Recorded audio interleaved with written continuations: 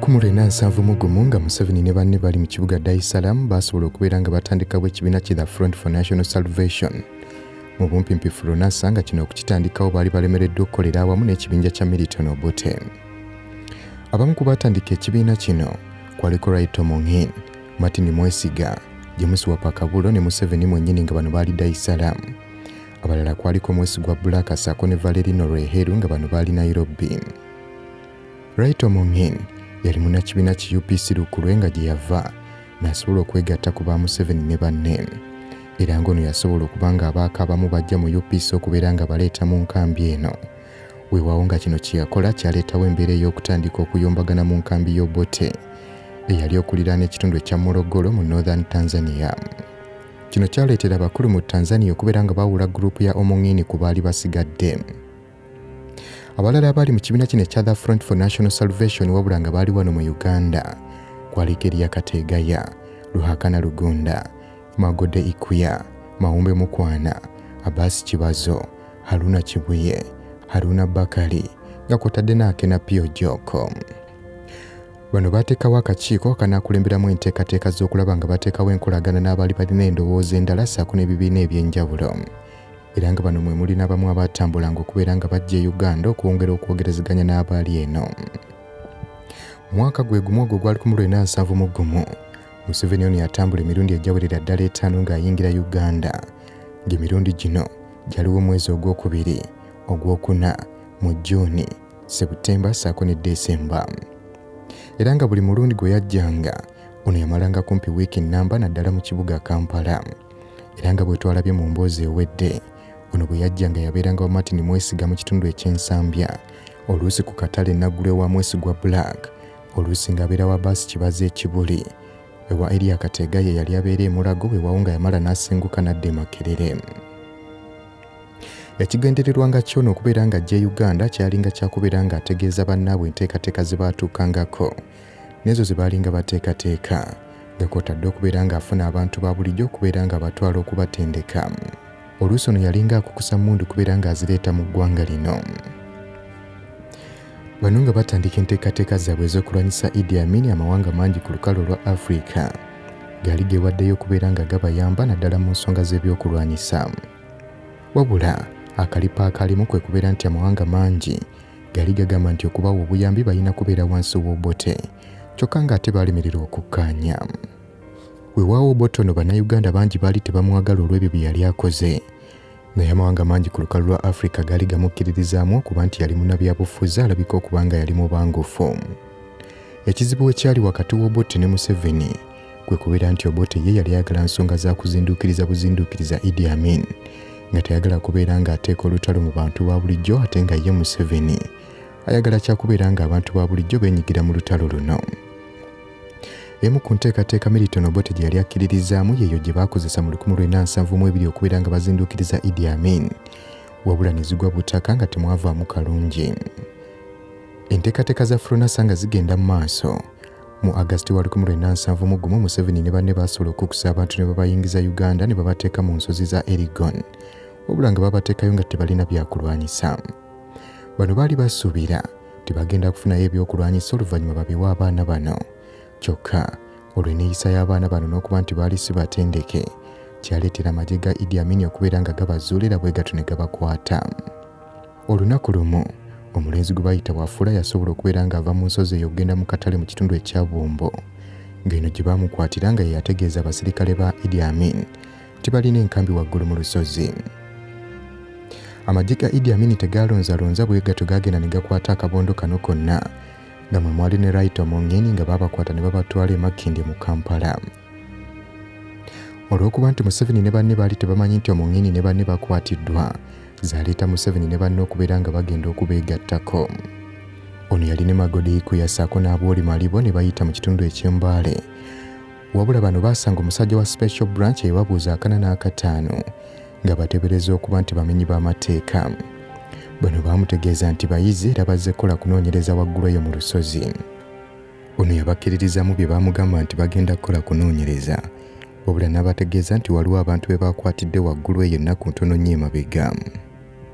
Mu kiseera kino bano we bategeerera nti bali mu buzibu, wabula baali balina okukakasa kye baali bagambye omusajja ono tebagendagenda kukola kunoonyereza. Mukakasa omusajja ono bye baali bamugambye bano baali tebalina kyakkola. Baali balina okwambuka mu lusozi bamaleyo ekiro kirambo okukakasa nti baali bazze kukola kunoonyereza.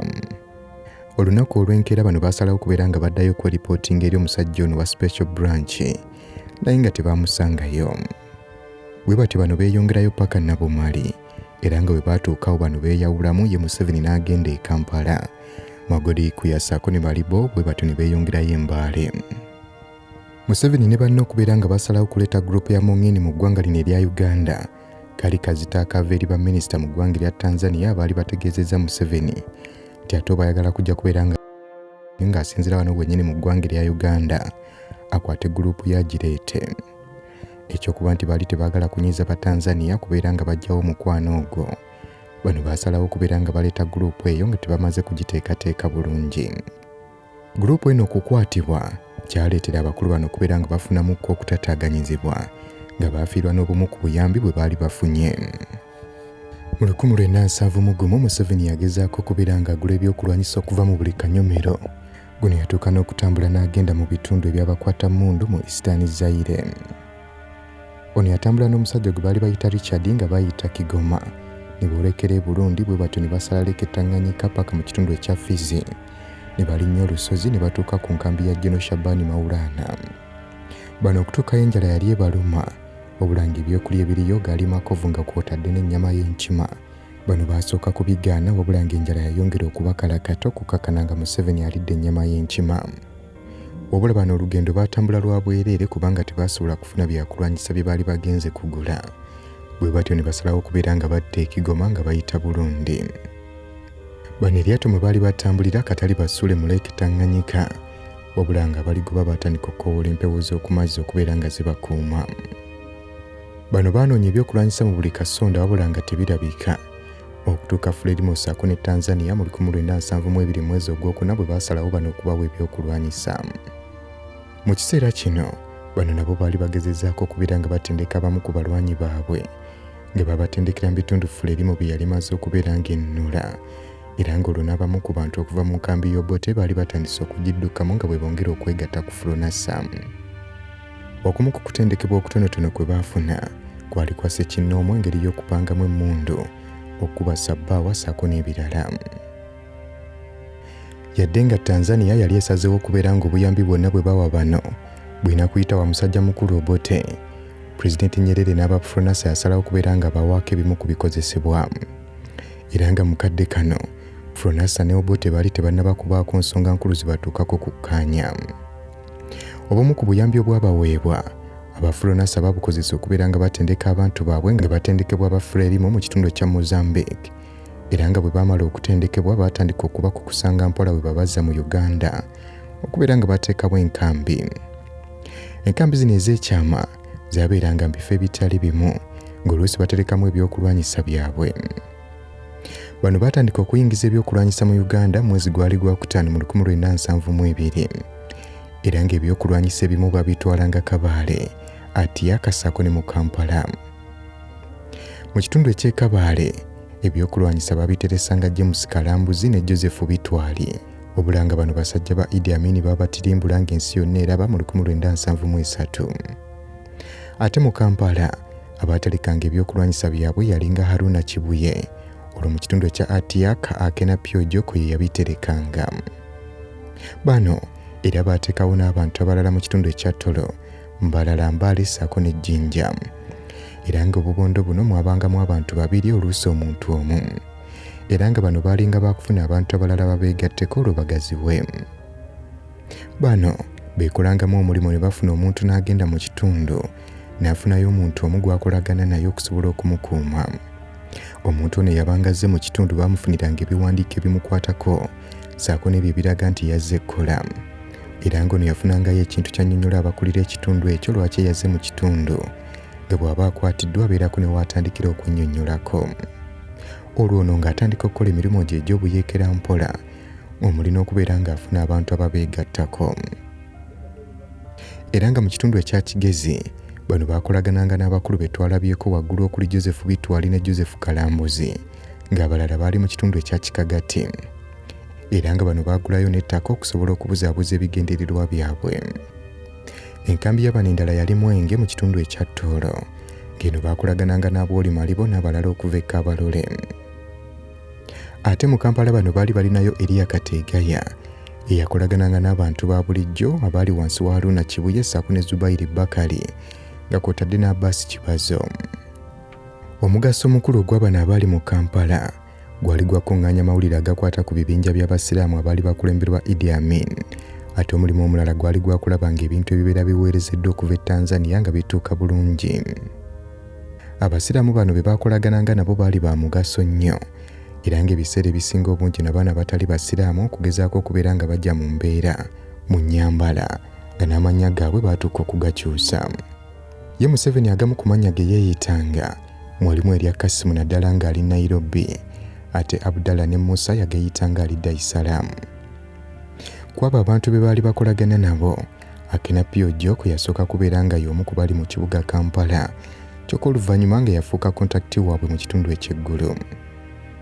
Kyokka akaseera kaatuuka bano ne bayawukana n'Akena Pyojoko mu 1972, era nti ono alabika yali akukusa ebyama ng'abitwala mu nkambi y'omusajja mukulu Milton Obote. Bano ekintu kye baali balaba nga kya bulabe nnyo. Bano era baali balina abantu baabwe ku ssettendekero Makerere, teekako ne Kyambogo Teachers Training College. Ate mbuvanjuba bw'eggwanga erya Uganda naddala mu kitundu eky'Embaale, bano baali balinayo Mawumbe Mukwana gwe baasinganga okukolagana naye. E Busoga bano baali balinayo Samuel Kagulire Kasaada ng'ono yali estatingini ye Makerere. Wabula ng'oluvannyuma kigambibwa yattibwa mu gavumenti ya Idi Amin, ng'era bano be babayamba okubeera nga bateekawo enkambi mu buvanjuba bw'eggwanga erya Uganda mu kibira Bunya mu maserengeta ga Iganga. Enkambi endala zaggulwawo mu kitundu ekya Kyoli, omuli eyaggulwawo mu Awere ssaako n'Atyaka. Ekigendererwa kya bano kyali kyakulaba nga beeteekateeka bulungi akaseera ak'okulwana bwe katuukira nga tewali kigenda kubakuba ku mukono. Omwaka gw'1972 bwe baagutuukira mu makkati, bano baali balina abantu baabwe abawerera ddala 50 abaali bamaze okubeera nga batendekebwa, ng'era bali wano mu Uganda. Era bano enteekateeka zaabwe zaali zitambula bulungi okutuusa lwe baafunamu omuziziko mu Septemba wa 1972, pulaani ya musajja mukulu ono Milton Obote gye yaleeta bwe yagaana okubeera ng'ekola.